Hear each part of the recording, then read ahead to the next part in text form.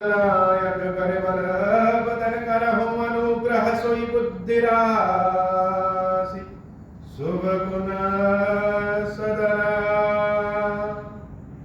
बंदौ गुरुपद पदुम परागा सुरुचि सुबास सरस अनुराग मंगल भवन अमंगल हारी उमा सहित जहि जपत पुरारी सुमिर शिवा शिव पाई पसाऊं बरनऊं राम चरित चित जाऊं पानी ग्रहण जब कीन महेशा हिय हर्षे तब सकल सुरेशा हरहि राम चरित सब आए प्रेम पुलक लोचन जल छाए कवन सुकाज कठिन जग माही जो नहीं होई तात तुम पाई राम काज लगी तब अवतारा सुनत ही भयो बरदारा कवन सुकाज कठिन जग माही जो नहीं होई तात तुम पाही राम काज लगी तब अवतारा सुनते ही भयो पर्वताकारा। हे महादेव इस जगत में बाबा इस जीवन बाबा न कोई कार्य कठिन है नहीं कोई कार्य संभव है भैया सारे कार्य सरल और संभव हो जाते हैं बाबा अगर आपकी कृपा हो जाए। सवेरे महाराज दशरथ के महल के दरवाजे पे बहुत भीड़ मच गई। सब लोग कहने लगे कि राजा तो भोर में ही जग जाते हैं और अभी सूर्योदय हो गया है फिर भी राजा नहीं जग रहे हैं, क्या बात है। कोई भीतर जाए और भीतर जाकर के जरा एक बार देखे कि महाराज दशरथ की तबीयत तो ठीक है। चारों ओर जैसे यह अचंभे वाली बात है कि जो राजा दशरथ सुबह सुबह जग जाते हैं वो अभी तक नहीं जगे। तो सुमंत्र जी महाराज व महाराज दशरथ और कैकेयी के कक्ष में प्रवेश कर और जब वहां जाकर के कक्ष की स्थिति देखते हैं कि महाराज दशरथ जमीन पे पड़े हुए हैं, राम राम राम राम रट रहे हैं और एक कोने में खड़ी होकर के कैकेयी जैसे इंतजार कर रही है कि कब राजा के प्राण निकल जाए। सुमंत जी महाराज को समझते देर नहीं लगी कि कुछ न कुछ जरूर महारानी कैकेयी ने ही किया। महाराज से प्रश्न पूछे कि हे महाराज आप ठीक तो है। सुमंत जी महाराज के प्रश्नों का कोई जवाब महाराज दशरथ नहीं देते हैं और महारानी कैकेयी कहती हैं कि जाकर के राम को बुलाओ, तुम्हारे राजा राम के वियोग में है और जब राम आ जाएंगे तभी यह ठीक हो, जैसे कटाक्ष कर रहे। सुमंत जी महाराज दौड़े दौड़े प्रभु श्री राम के महल में जाते हैं और उनसे कहते हैं अति शीघ्र जैसे हो सके तुरंत आप महाराज दशरथ और देवी कैकेयी के कक्ष में चले।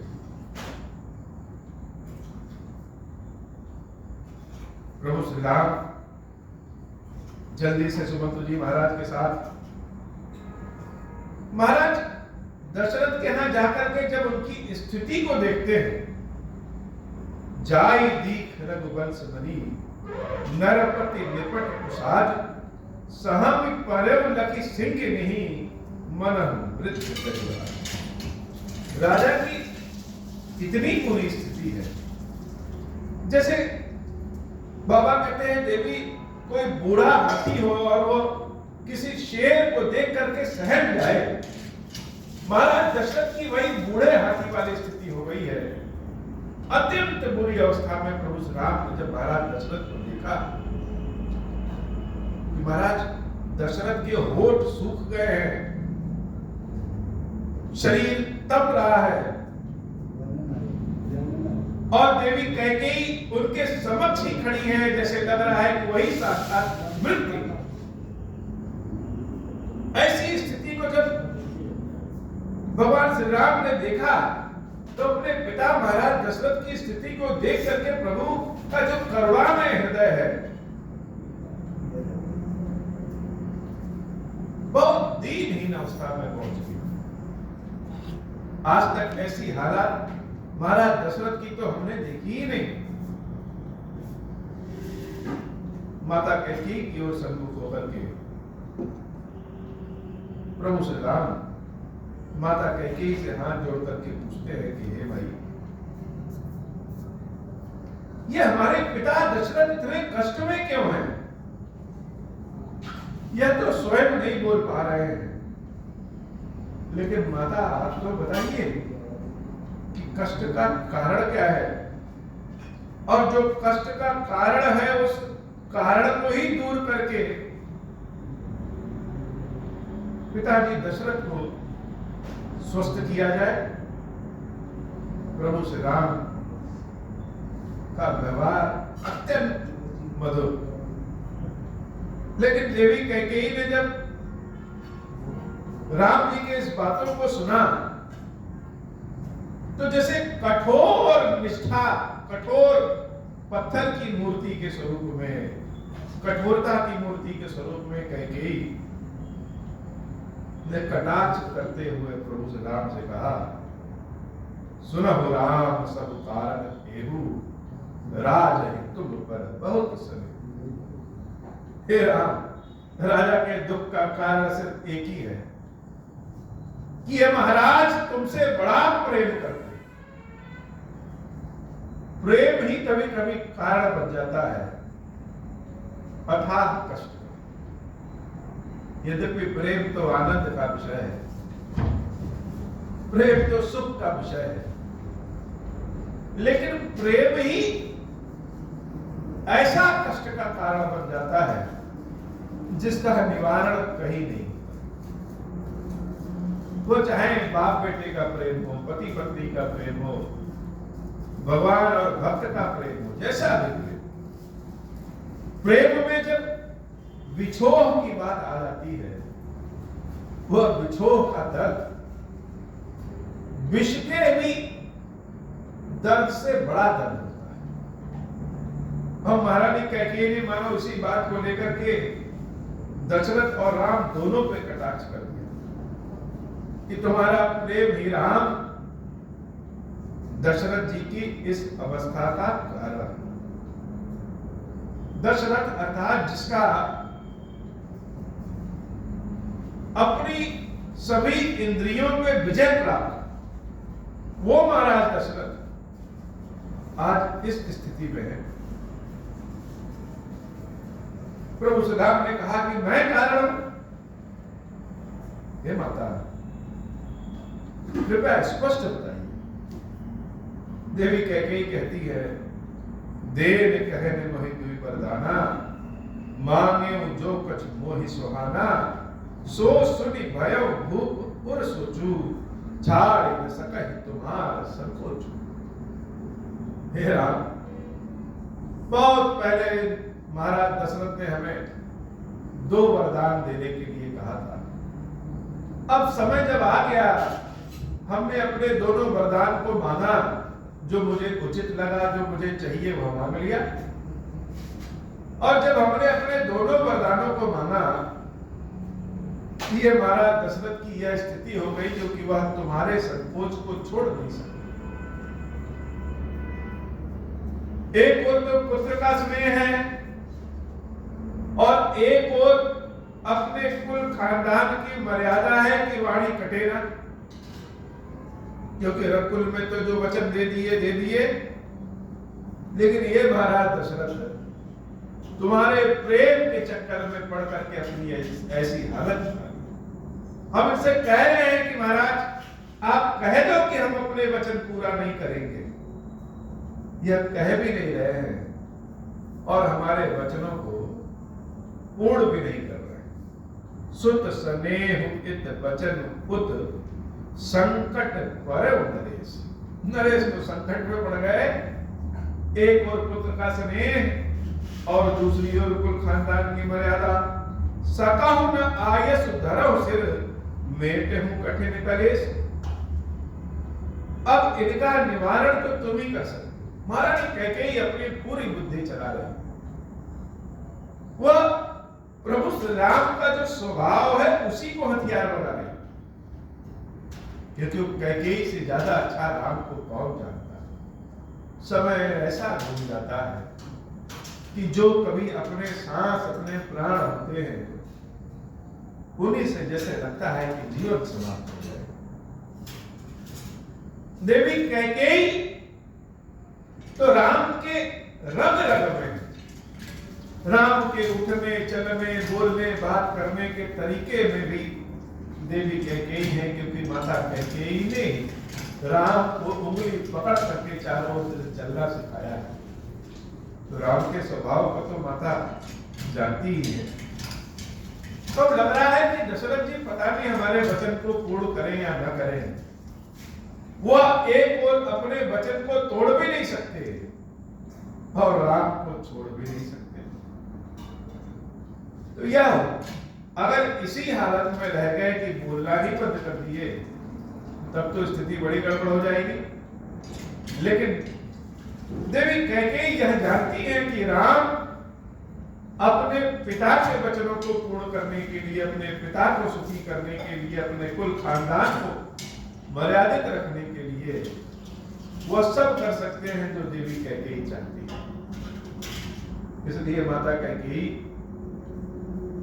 अपने पुत्र प्रभु श्री राम की ओर देख करके कहती है कि हे राम, सकहु न आयस धरहु सिर, मेटहु कठिन कलेश।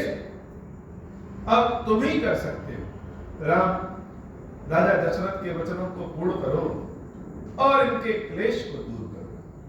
मंगल भवन अमंगल हारी, उमा सहित जय जगत। जैसे समूची राम कथा का यह हृदय है, इस भाव को समझना कि क्या समय रहा होगा, कैसी बुद्धि पलटी होगी।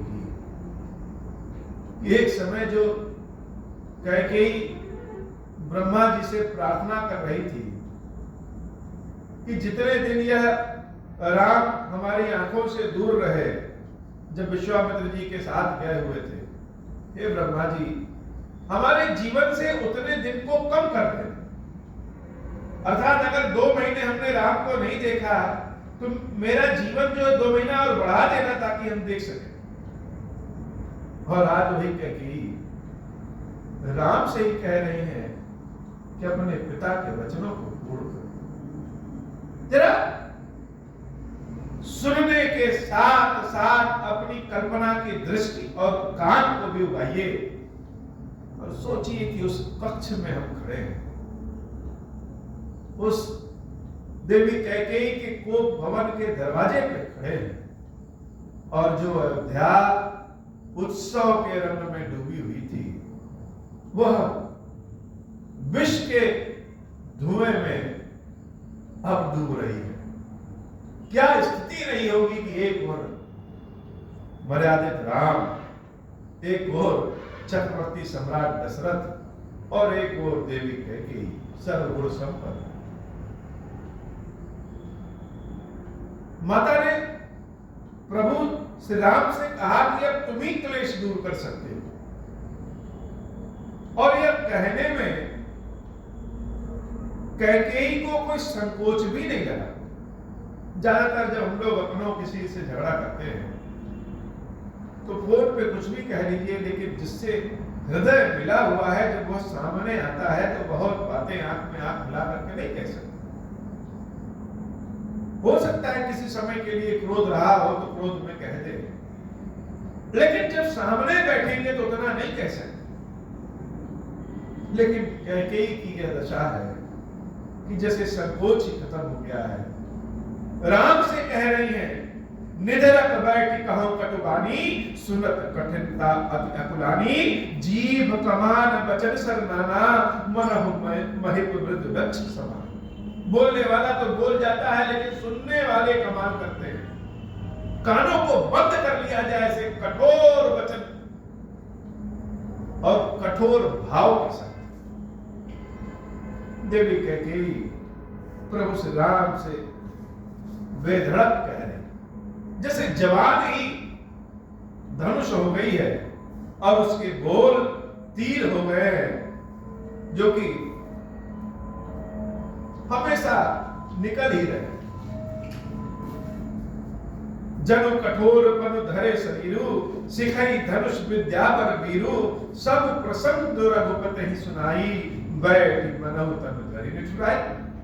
राम जी को देवी कैकेयी ने सारा प्रसंग सुना दिया अपने वचनों के बारे में कि हमने कौन सा वचन,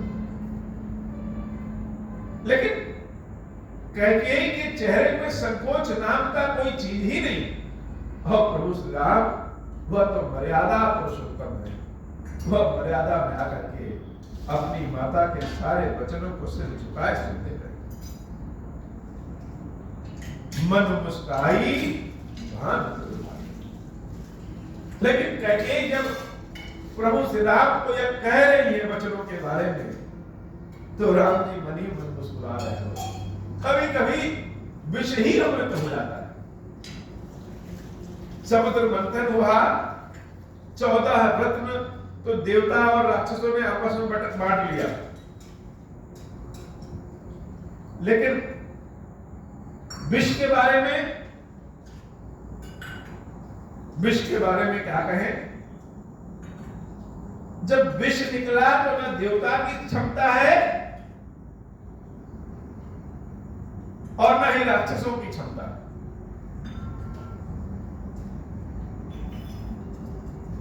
कि इसका बंटवारा कैसे करें, इसको कौन बांटे,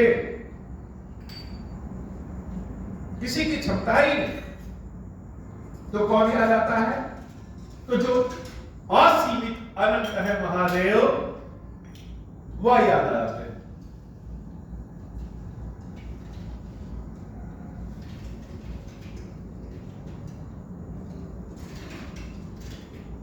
तो महादेव के पास जब विष पहुंचता है, वह विष को राम का नाम लेकर के मुस्कुरा करके पी जाते हैं, और अमृत जो काम नहीं कर सका वह काम विष कर देता है।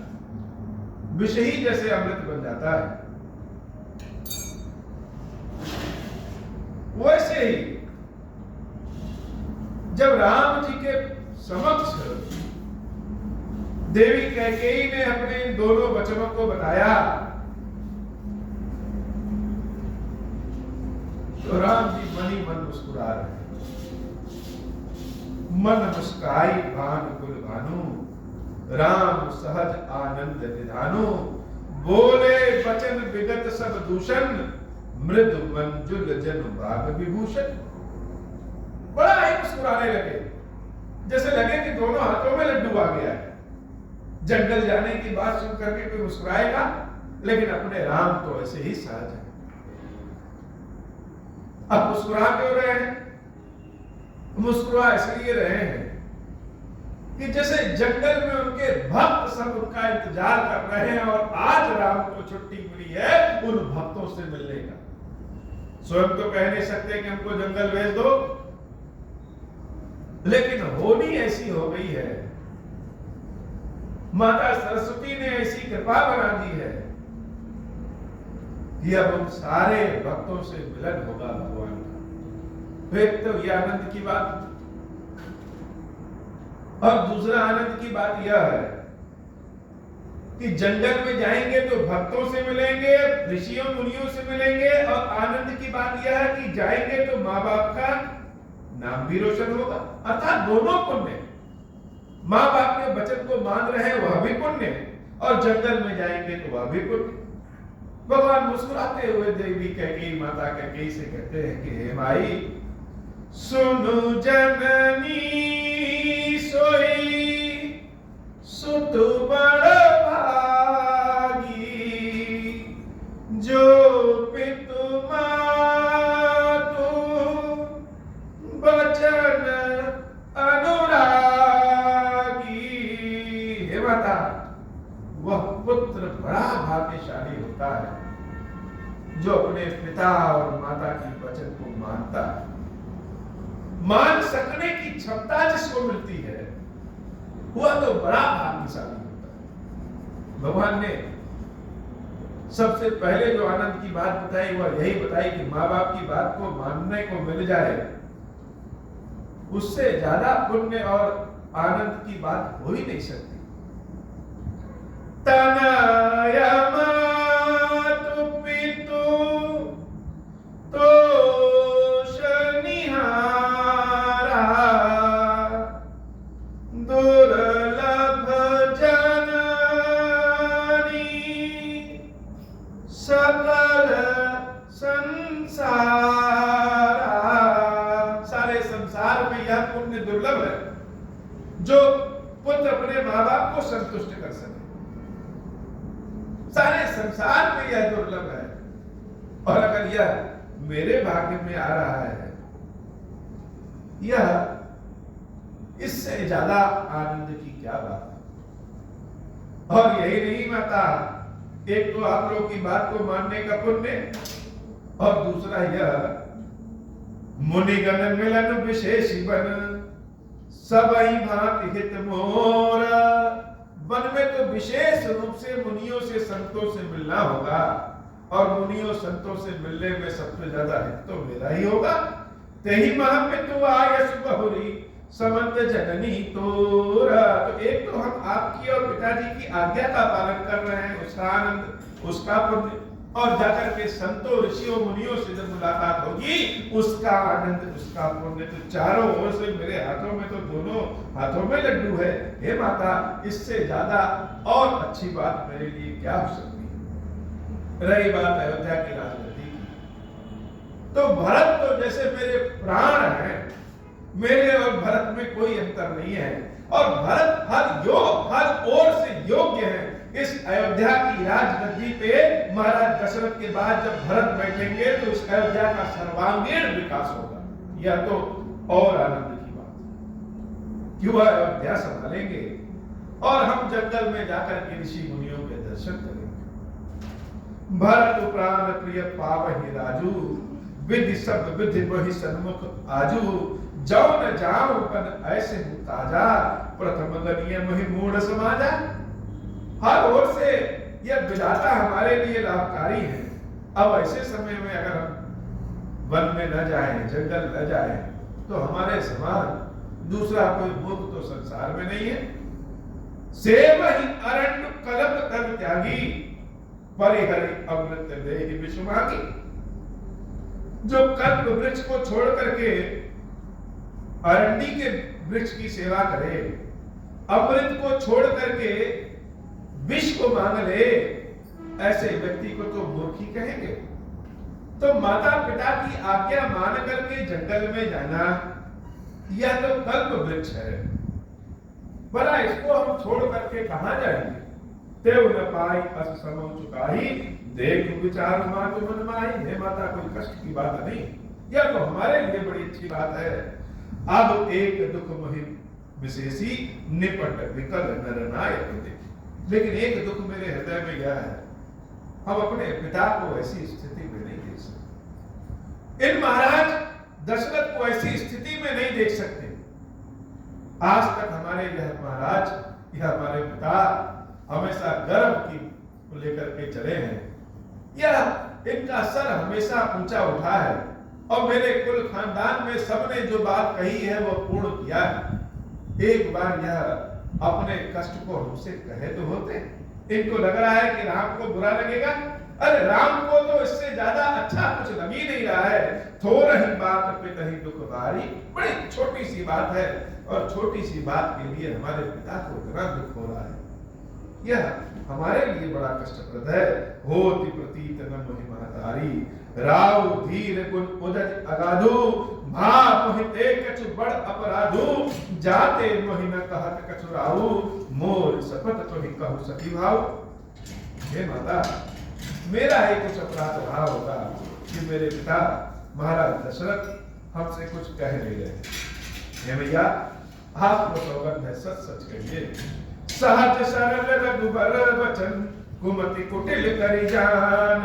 चलई जोक जल प्रगति, जदपि सलिल समान मंगल भवन अमंगल हारी उमा सहित जहि जपत पुरारी रहसी रानी राम रघुपाई बोली कपट स्नेह जनाई शपथ तुम्हार भरत गए आना हे तुम दूसर मैं कछु जाना तुम अपराध जोग नहीं ताता जननी जनक बंधु सुख दाता राम सत्य सब जो कछु कहूँ तुम पे तुम्हार वचन रच अहूँ पितहि बुझाए कहूँ बल सोई चौथे पन जहि अज सुन दे तुम सम सुवन सुकृत जहि दीने उचित नता सुनिरादर कीने राकहि कुमुख बचन शुभ कैसे मगहि गया दिक तीरथ जैसे राम ही मातु वचन सब भाए जिब सुर सरिगत सलिल सुहाय मंगल भवन अमंगल हारी उमा सहित जहि तपत पुरारी गई मूर्छा राम ही सुमिरी नृप फिर करवट लीना सचिव राम आगमन कही विनय समय सब कीना मंगल भवन अमंगल हारी उमा सहित जहि तपत पुरारी। देवी कैकेयी ने जब अपनी बात को होता हुआ देखी तो राम जी की बहुत बड़ाई। इसी बीच दशरथ जी महाराज की मूर्छा टूट गई और जैसे ही उनकी आंख खुली तो उनके मुख से राम राम राम निकल रहा है। सचिवों ने बताया कि हे महाराज राम जी तो आ ही गए हैं। और जब राम जी आ गए ऐसा सुना दशरथ जी महाराज ने तो बड़ी मुश्किल से कष्ट करके अपनी आंखों को खोलते हैं। अवलिप अकनि राम पब धारे धर धीरज तब नयन उगारे सचिव संभारे राव बैठारे चरण परत नृप राम निहारे। सचिवों ने मिल करके दशरथ जी महाराज को बिठाया जमीन से ऊपर और जब बिठा दिया तो प्रभु श्री राम अपने पिता के चरणों में गिर पड़े। लिए स्नेह निकल उरलाई गए मनि मन फनिक फिर पाई राम ही चितई रहो नर नाहु चला विलोचन बारी प्रवाहु शोक विवश कछु कहे न पारा हृदय लगावत बारहि पारा विधि मनाव राव मन माही जहि रघुनाथ न कानन जाहि सुमिर महेश ही कहि निहोरी बिनती सुनहु सदा शिव मोरी आशुतोष तुम अवधर दानी आरति हरहु दीन जनु जानी मंगल भवन अमंगल हारी उमा सहित जहि जपत दुरारी। प्रभु श्री राम को अपने हृदय से लगा रहे हैं दशरथ जी महाराज, बार बार हृदय से लगा रहे हैं। तो जब राम को अपने हृदय से लगाते हैं तो जैसे दशरथ जी को यह लग जाता है कि राम कहीं जंगल तो नहीं चले जाएंगे। भगवान शंकर को मनाते हैं कि हे भगवान शंकर, बार बार आपने मेरी मनोकामनाओं को पूर्ण किया है, बार बार आपके आशीर्वाद से मैं खुश हुआ हूं, मेरे जीवन के संकटों को आपने अनेक बार हरा है और मेरे पास जो कुछ है हे भगवान शंकर सब आप ही का। आशुतोष तुम औढ़र दानी, हे थोड़े से में प्रसन्न होने वाले भगवान शंकर, आप तो थोड़े से में प्रसन्न हो जाते हैं। मेरी प्रार्थना सुन लीजिए जैसे हर बार सुनते हैं। ऐसा कुछ करिए कि राम जंगल न जाए, ऐसा कुछ करिए मेरे कष्टों को हर लीजिए। तुम प्रेरक सबके हृदय सोमति राम ही देव वचन मोर तज रहहि घर परिहरि सील सने। हे भगवान शंकर, आप तो सबके हृदय में रहते हैं, तो ऐसी कोई प्रेरणा दीजिए, ऐसी बुद्धि दीजिए जिससे मेरे वचन को त्याग करके राम घर पे ही रहे। भगवान शंकर भी बड़े समस्या में फंस गए। कभी कभी भक्त ऐसी चीज मांग लेते हैं जिसको देने भगवान भी सोचते हैं क्या करें। एक वो दशरथ जी मांग रहे हैं कि राम जी की बुद्धि ऐसी कर देना है कि वह मेरे वचन को तोड़ करके जंगल न जाए, महल में रहे। और सारे देवता लोग सरस्वती जी से प्रार्थना किए हैं कोई ऐसी उपाय करिए कि राम जंगल चले जाए, और राम जी खुद भी चाहते हैं कि हम जंगल चले जाए। अब किसकी बात माने रहा, किसकी बात न माने। शंकर जी भी जैसे निरंतर हो गए। वचन मोर तक राही घर पर हर सील स्नेह मंगल भवन अमंगल हारी। उमा सहित जहि जपत पुरारी। दशरथ जी महाराज जैसे विलाप कर रहे हैं कि हमारे सारे पुण्य समाप्त हो जाए। लोग मुझे भले कहें कि दशरथ ने बातों को तोड़ दिया, नहीं माना, लेकिन राम जंगल न जाए। राम मेरी आंखों के सामने ही रहे। अजस हो जग सुजस न साऊ, नरक परहु बरु सुरपुर जाऊ। सब दुख दुसह सहावहु मोही, लोचन ओट राम जनि होही। असमन गुनई राव नहीं बोला, पीपर पात सरस मन डोला।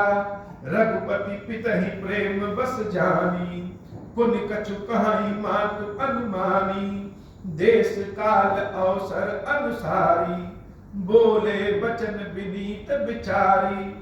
तात कहूं कछु करहु ठिठाई, अनुचित क्षमब जानि लरिकाई।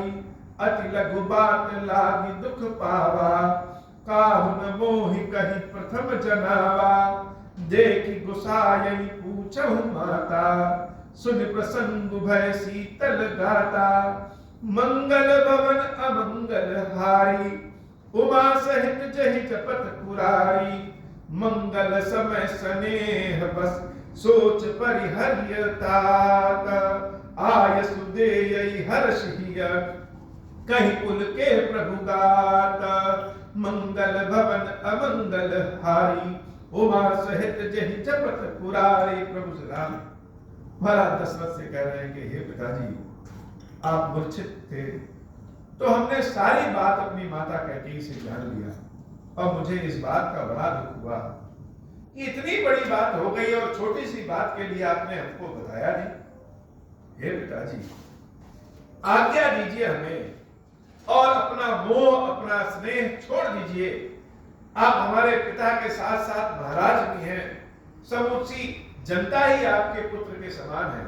उनके बारे में सोचिए और मुझे आज्ञा दीजिए। यह बात जब राम जी कह रहे हैं कि मुझे आज्ञा दीजिए जंगल जाने के लिए, तो उनका चेहरा जैसे प्रसन्नचित्त हो गया, चेहरे की रोशनी, चेहरे का तेज और बढ़ गया, और झुक करके शरीर पूरी पुलकित हो गए। श्री दशरथ जी महाराज के चरणों में प्रभु श्री राम गिर करके उनसे आज्ञा मांगते हैं। धन्य जन्म जगती करतासु, पितहि प्रमोद चरित सुनि जासु। चारि पदार्थ करतलता के, प्रिय पितु मात प्राण सम जाके।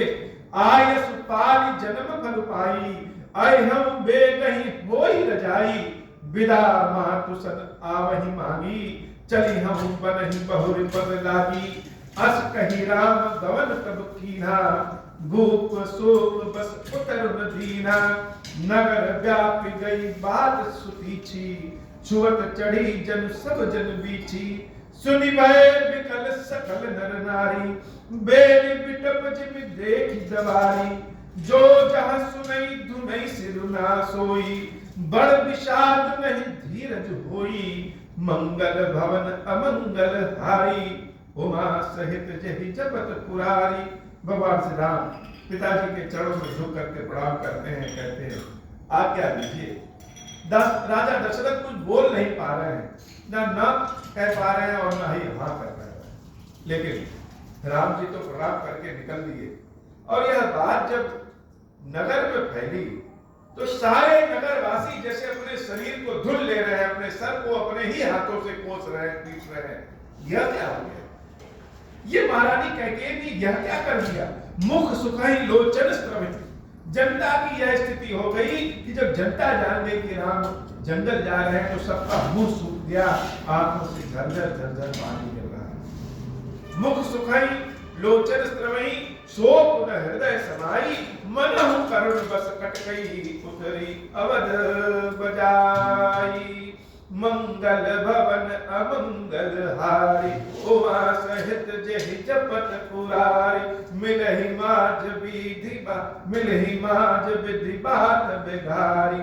जहाँ तह देहि कैकेयी गारी। यही पाप नहीं बूझि का परहु, छाई भवन पर पावक धरहु। निज कर नयन का डारी चह दीखा, डारी सुधा विशुभ चाहत चीखा, कुटिल कठोर कुबुद्धि अभागी, भई रघुवंश बेनु बन आगी, पालव बैठी पेड़ यही काटा, सुख महु शोक ठाट धरि ठाटा, सदा राम यही पान समाना, कारण कवन कुटिल पन उठाना, सत्य कहीं कभी नारी सुभाव, सब विधि अगहु अगाध दुराव, निज प्रतिबिंब बरुक गहि जाई, जानी न जाई नारी गति भाई, मंगल भवन अमंगल हारी, उमा सहित जहि जपत पुरारी, काहन पावक उजारि सक, कान समुद्र समाई, कान करे अबला प्रबल, केहि जग कालु न खाई, मंगल भवन अमंगल हारी, उमा सहित जहि जपत पुरारी, का सुनाई विधि काह सुनावा, का दिखाई चह काह दिखावा, एक कहीं भल भूप न कीना, बरु विचार नहीं कुमत ही दीना, जो हटि भयं सकल दुख भाजन, अबला विबस ज्ञान गुण गाजन, एक धर्म पर मिति पहचाने, निपहि दोष नहीं देहि सयाने, सिबित दीच हरिचंद कहानी, एक एक सन कहानी बखानी, एक भरत कर समंत काई, एक उदास भाई सुनि रहाई, कान मूद कर रद गहि जीहा, एक कहीं यह बात अलीहा, सुकृत जाहि अस कहत तुम्हारे, राम भरत कहु प्राण पियारे, मंगल भवन अमंगल हारी, उमा सहित जहि जपत पुरारी, चंदु चवै बरु अनल कन, सुधा होई विषतूला, सपनहु कबहु न करहि किछु, भरत राम प्रतिकूला, मंगल भवन अमंगल हारी, उमा सहित जहि जपत पुरारी, एक विधा कहीं दूषण देहि, सुधा दिखाई दीन बिसुजेहि, खर भरु नगर सोच सब काहू, दुसह दाहु उर मिटा उछाहु, विप्र बधुकुल मान जखेरी, जे प्रिय परम कैकेयी केरी, लगी देन सिख सीलु सराही, बचन बान समला कहीं ताई, भरतहु न मोहि प्रिय राम समाना, सदा कहूँ यहु सब जग जाना, करहु राम पर सहज स्नेहु, कही अपराध आज बनु देहु, कबहु न कियहु सबति आरेसु, प्रीति प्रतीति जान सब देसु, कौसल्या अब काह बिगारा, तुम जहि लागी वज्रपुर पावा, मंगल भवन अमंगल हारी, उमा सहित जहि जपत पुरारी, सिय की पिय सब परिहरहि, लखनऊ की रही धाम, राजु की भुजंग भरतपुर, नृप की जिहि बिनु राम, मंगल भवन अमंगल हारी, उमा सहित जहि जपत पुरारी, अस विचार उर छारक को, शोक कलंक कोटि जनि हो, भरत ही अवसि देहु दुबराजु, कानन काह राम कर काजु, नाहिन राम जार नाहिन राम राज के भूखे, धर्म दुरीन विषय रस रूखे, गृह गुर गृह बसहु राम तज गेहु, नृपसन असबर दूसर लेहूं, जो नहीं लगी हम कहे हमारे, नहीं लागहि कछु हाथ तुम्हारे, जो परिहास कीन कछु होई, तौ कहि प्रगट जनावहु सोई, राम सरिस सुत सानन जोगु, कहा कहीं सुनि तुम कहूँ लोग, उठई बेग सोई करहु उपाई, जय विधि शोक कलंक न साई, मंगल भवन अमंगल हारी, उमा सहित जहि जपत पुरारी, मंगल भवन अमंगल हारी, उमा सहित जहि जपत पुरारी, जहि भांति शोक कलंक जाई, उपाय करि कुल पालहि, हटि पेरु रामहि जात बन, जनि बात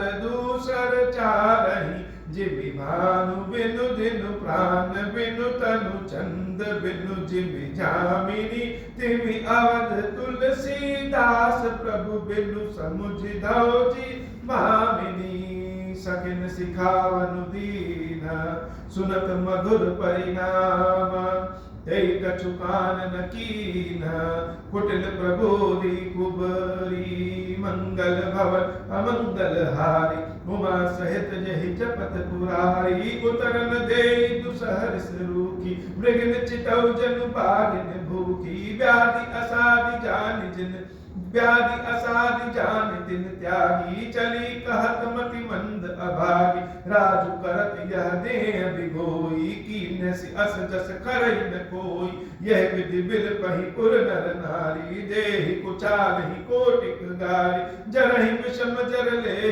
कुसासा कवनि राम बिनु जीवन आसा विपुल वियोग प्रजा अकुलानी जनु जल चरगन सुखत पानी अति विषाद बस रोग दुगाई गए मातु पहि राम गुसाई मुख प्रसन्न चित चौगुन जाऊ मुख प्रसन्न चित चौगुन छाऊ मिटा सोचु जनि राखै राव मंगल भवन अमंगल हारी उमा सहित जहि जपत पुरारी नव भयंदु रघुबीर मनु राजु अलान समान छूट जानि बन गवन सुनी उर अनंद अधिकान मंगल भवन अमंगल हारी उमा सहित जहि जपत पुरारी रघुकुल तिलक जोर दो हाथा मुदित मातु पद नायहु माता दीन असीस लाई उरली ने भूषण बसन निछावर कीने बार बार मुख चुंबती माता नयन नेह जन पुलकित गाता गोद राति पुनि हृदय लगाए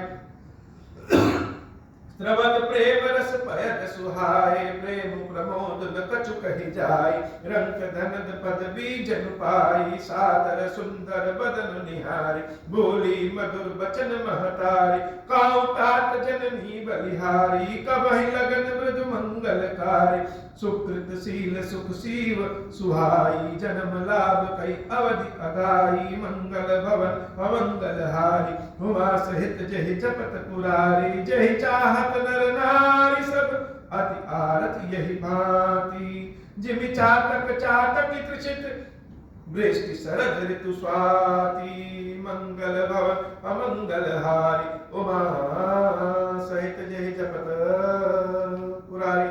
बाबा की कथा इतनी बोली से खीरेश्वर महादेव जी खीरेश्वरी मैया जी की सगाई जय हो। अब हूँ प्रसन्न प्रभु मोह पर नाथ दीन पर देहु निज पद भगति देहु प्रभु पुनि दूसर बर देहु तब माया वश जीव जड़ संतत फिरहि पुराण हम पर क्रोध न करिय प्रभु कृपा सिंधु भगवान शंकर दीन दयाल अब हम पर मोह कृपाल साप अनुग्रह होई जहि विधि नाथ तू वही काल दीन दयाल विरुद्ध संभारी हरम नाथ मम संकट भारी जय विधि होई नाथ हित मोरा करम सुबेगी जानि दास भय पूरा राम राज बैठे त्रैलोका हर्षित भय गए सब शोका जे सकाम नर सुने जगावहि सुख संपत्ति नाना विधि पावहि जो इच्छा करि हम मन माही हरि प्रसाद कछु दुर्लभ नाही मंगल भवन अमंगल हारी उमा सहित जहि जपत पुरारी। बोली श्री खीरेश्वर महादेव जी खीरेश्वर मैया जी की सगाई जय। खीरेश्वर हे भगवान शंकर आप पातक दुर्भाग्य और दरिद्रता की निवृत्ति के लिए तथा संपूर्ण पापों का नाश करने के लिए मुझ पर प्रसन्न होइए। मैं दुख और शोक की आग में जल रहा संसार भय से पीड़ित हूँ अनेक प्रकार के रोगों से व्याकुल और दीन हूँ। खीरेश्वर मेरी रक्षा कीजिए। देव देवेश्वर सबको निर्भय कर देने वाले महादेव जी मेरी इसकी हुई पूजा को पार्वती जी के साथ ग्रहण कीजिए। मेरा मंगल करिए। महादेव शंभु महादेव शंभु महादेव शिव शंभु। ओम श्री राम ओम श्री राम ओम श्री राम।